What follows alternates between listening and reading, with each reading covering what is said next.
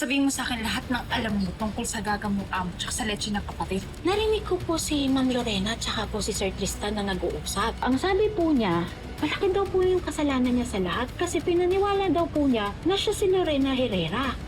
I knew it. Hayaan mo naman yung sarili mo maging masaya. Deserve mo naman yan eh. Sana nga po tuloy-tuloy na yung kasiyahan na tumanang Pilar. Salamat po talaga Kuya Wilfred sa pagmamahal po kay ate, sa pagpapasaya sa kanya. Sobrang swerte po talaga ni ate sa inyo. Ako ang swerte sa kanya. Si Lorena Herrera Santos, right? Siya yung pinaghihinalaan nyo ng new identity ni Carolina Astor?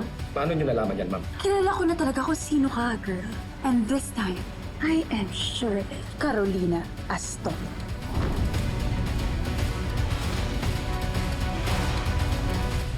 Hindi mawawala, hindi mababago, na ang alam ko lang ay magmahal sa'yo. There you go again with your delusions. Ako pa talaga ang delusional? Really? O ikaw na nag-iimbento ng identity? You know, I had your background checked.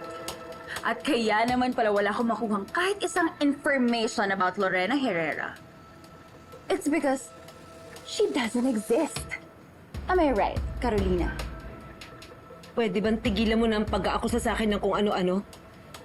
Sinasayang mo ang oras ko. Yes. You are not. Ikaw si Carolina Astor na nagtatrabaho noon sa resort sa Mandoy. At ikaw ang pumatay kay Joy. You murderer. Gian! Sir! Nasaan ang asawa ko? Hindi ko po napansin, sir eh. Excuse me lang po. Sir, excuse me po. Oh. Kausap po si Ma'am Ronnie. Di ba ban na siya dito? Sir, pinaalis ko nga kaso ang kulit eh. Kayo talaga yung hinahanap eh. Pero si Ma'am Lorena na po yung humarap. Sumunod ka sa akin.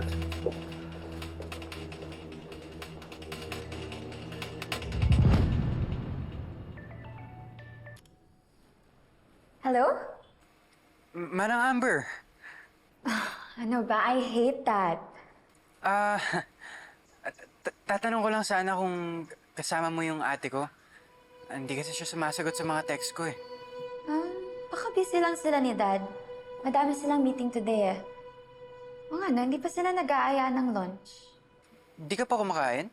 Kasi puro trabaho, Manang. Huwag ka magpapagutom. Dapat kumakain ka pa rin sa tamang oras kahit busy ka. Wow! Spoken like a true blue tito. Grabe siya. Concerned lang. Well, thanks sa concern ah. I appreciate it. Sige na. Basta kumain ka na, ah. Bye. Bye.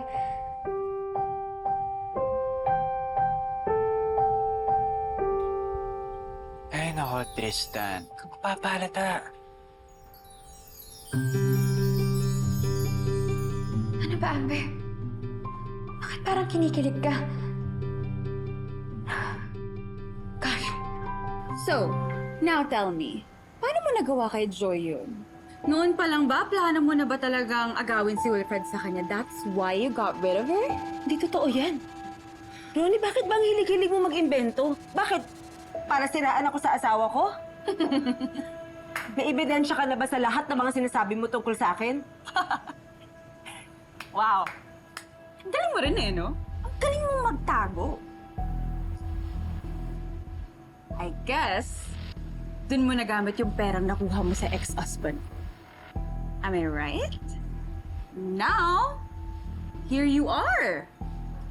The current lovely wife of Wilfred.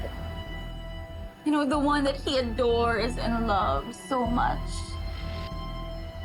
Pero ano kaya mangyayari kapag nalaman niya kung ano yung totoo? Na ang babaeng pinakamamahal niya at kasiping na ngayon.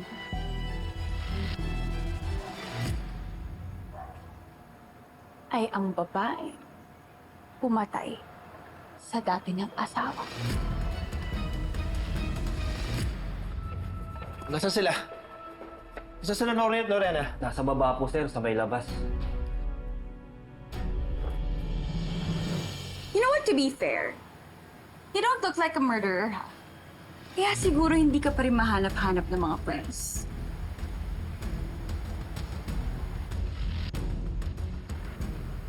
But these hands, those are the same hands that ended the life of Joy.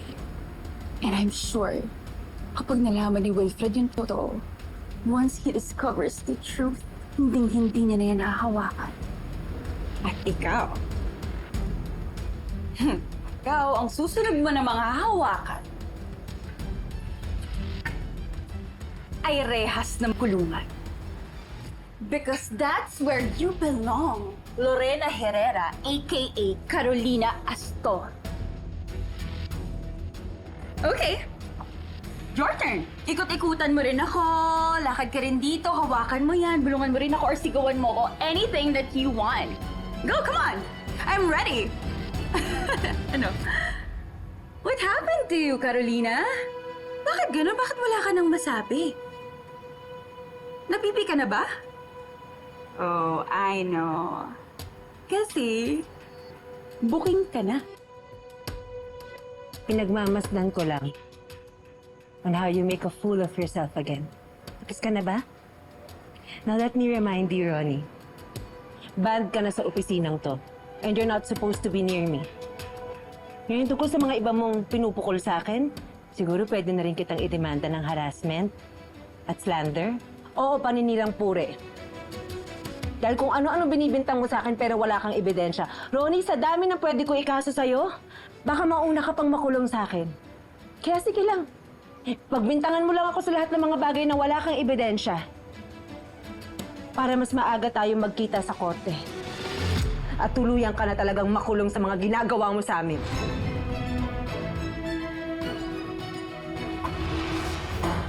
Ano nangyari dito?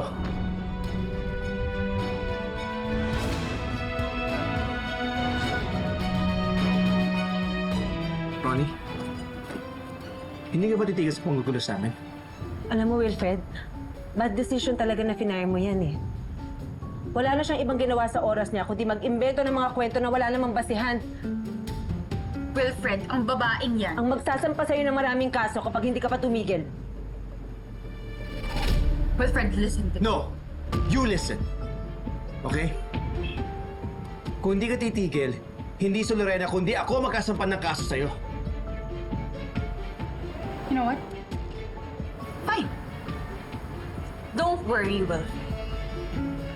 When I come back, pagsisisihan mo na hindi ka nakinig sa sasabihin ko. At sigurado rin ako, pag dumating yung time na yun, ibang tao na ang i-demand.